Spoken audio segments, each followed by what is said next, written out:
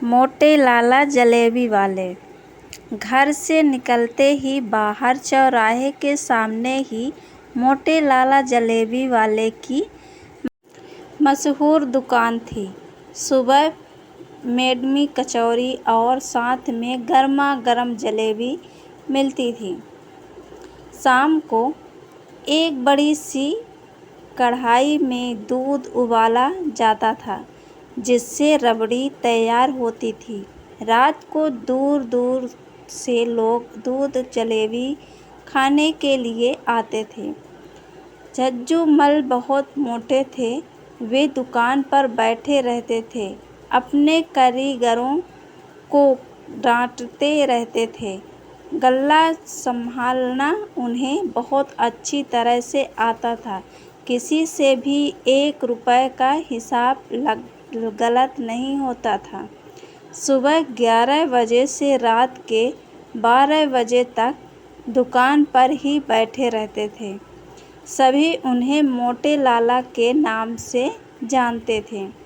कुछ पुराने लोग थे जिन्हें उनका नाम जज्जू मल पता था। मैं उस समय 13 या 14 वर्ष का था। माँ से 5 रुपए लेकर जाता था। 2 रुपए की 2 बेडमी और 3 रुपए की जलेबियाँ जाती थी। वही बराबर में बड़ी बेंच पर बैठकर खाता था। हम 2 दोस्त जाते थे। हम कोशिश करते थे कि एक ही बेवड़ी में सारी सब्जी खा जाते थे, फिर दोबारा दोनों लेकर आगे बढ़ा देते थे। मैं भैया थोड़ी सी सब्जी देना। सब्जी देने वाला लड़का लालजी की ओर देखता। लालजी हम दोनों को घूर कर देखते। इससे पहले वो कुछ बोलते, मैं, अरे लालजी, आपकी सब्जी बहुत टेस्टी है, इसीलिए तो यहाँ रोज बेडमी खाने आते हैं, वरना अगले चौराहे पर 2 रुपए की 3 मिलती है। चल भैया, डाल दे सब्जी। लाला जी कुछ नहीं बोलते और सब्जी वाला सब्जी डाल देता है। यह हमारा रोज का काम था। एक दिन शाम को हमारे कुछ रिश्तेदार घर आए।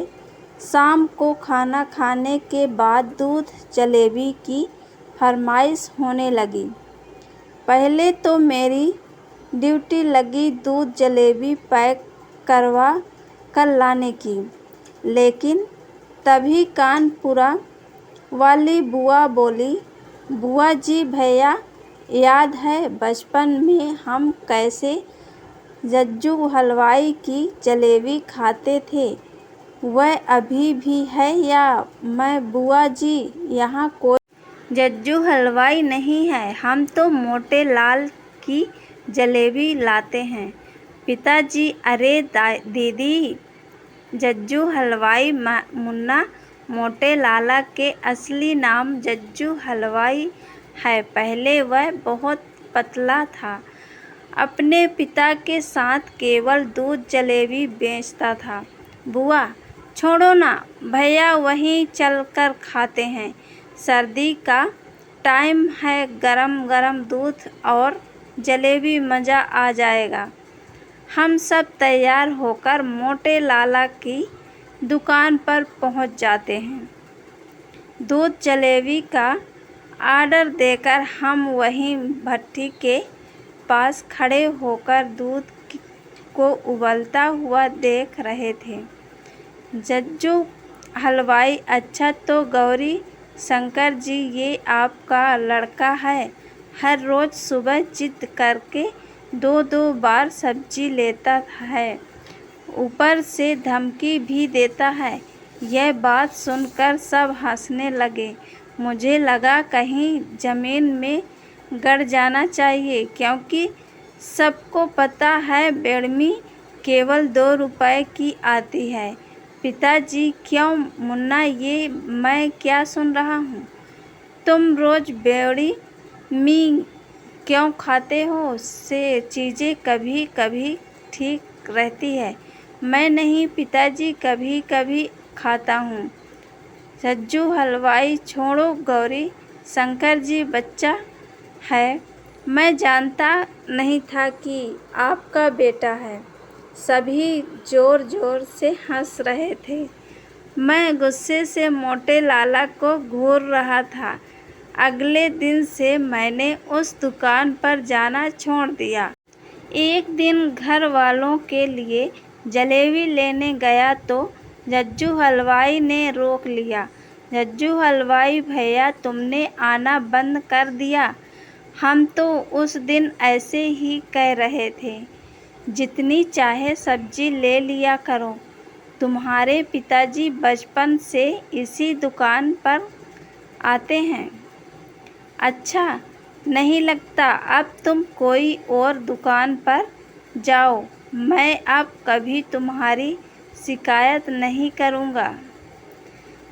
मेरा भी गुस्सा तब तक निकल चुका था। अगले दिन से हमारा वही सिलसिला चलने लगा। इसी तरह कई साल बीत गए। मैं पढ़ाई पूरी करके दिल्ली आ गया। यही जॉब लग गई। एक दिन पिताजी का फ़ोन आया। उन्होंने बुलाया था। मैं ऑफिस से छुट्टी लेकर घर पहुंचा तो माँ ने बताया, माँ बेटा, तेरे लिए एक लड़की पसंद की है, तू देख ले तो हम बात पक्की कर दें। अगले दिन मुझे लड़की दिखाई गई। लड़की ठीक थी। मैंने हाँ कर दी। मैं 2 दिन बाद दिल्ली आ गया और अपने काम में व्यस्त हो गया। शादी से 4 दिन पहले मैं घर गया। 2 दिन बाद सगाई थी। पिताजी ने सामने एक बड़ी सी धर्मशाला में सारा इंतजाम किया था। मैंने वहां जाकर देखा, जज्जू हलवाई बैठा था। उसके बहुत सारे लोग मिठाई तैयार कर रहे थे। पिताजी, बेटा, इससे अच्छा हलवाई नहीं मिलेगा।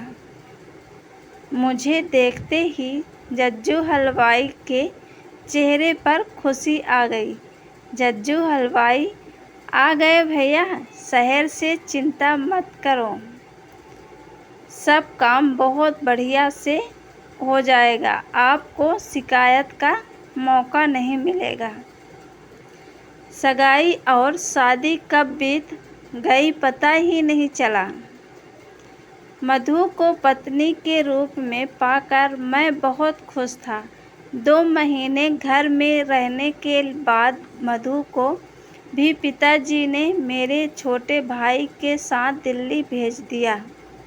हम दोनों ने यहाँ अपनी छोटी सी नई गृहस्थी शुरू की। समय कम पंख लगाकर उड़ गया। एक बार एक दोस्त की शादी का निमंत्रण मिला। मैं और मधु शादी से 1 दिन पहले ही घर के लिए रवाना हो गए। कार में सामान रखा और ड्राइव करते करते घर पहुंचने ही वाले थे, तभी मैंने मधु से कहा, मैं मधु, तुमने हमारे वाले चौराहे के मोटे लाला की जलेबी खाई है? मधु, हाँ, पिताजी एक बार लाए थे। मैं, चलो आज वही दूध जलेबी खाएंगे और घर वालों के लिए पैक करा लेंगे। मैं जल्द से जल्द उस चौराहे पर पहुंचना चाहता था, लेकिन जैसे ही मैं वहां पहुंचता तो देखा दुकान बंद थी। बाहर एक लड़का मोमोस बेच रहा था। मैं, बेटा, ये दुकान आज बंद है क्या? लड़का, भैया, ये तो सालों से बंद है। आप मोमोज खाएंगे? मैं, नहीं। यह कहकर मैं चौराहे से सीधे अपने घर पहुंचा। माँ पिताजी से मिलकर बैठे चाय पी रहे थे, तभी मैंने जज्जू हलवाई की दुकान का पता किया। पिताजी मुन्ना धीरे धीरे शहर का कल्चर बदल गया। लोग अब मोमोज खाने लगे। जज्जू हलवाई की दुकानदारी कम होने लगी। धीरे धीरे कारीगर कम होने लगे। एक दिन पता लगा जज्जू हलवाई को हार्ट अटैक पड़ा। उसे अस्पताल ले जा रहे थे। रास्ते में ही खत्म हो गया। तब से दुकान बंद है। उसका एक ही लड़का था जो शहर में नौकरी करता है। कुछ लोग बता रहे हैं कि वह दुकान बेच रहा है। पता नहीं कौन खरीदेगा। ये सब सुनकर एक पल के लिए मेरी आंखें नम हो गई। हम अपने कल्चर से कितना दूर होते जा रहे हैं। ये कहानी पसंद आए तो लाइक और शेयर ज़रूर करिएगा।